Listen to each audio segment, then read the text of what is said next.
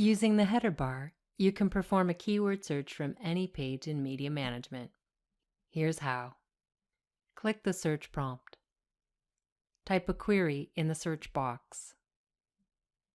Choose what you want to search for: an asset, a folder, or a user by name.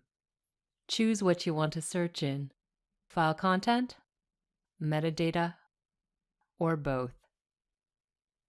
If you're searching from a folder on the Folders page, you can choose the All Assets or the This Folder option. All Assets searches through all assets in Media Management. This folder searches only in the current folder. Click Search. Your results are returned. Thank you for watching.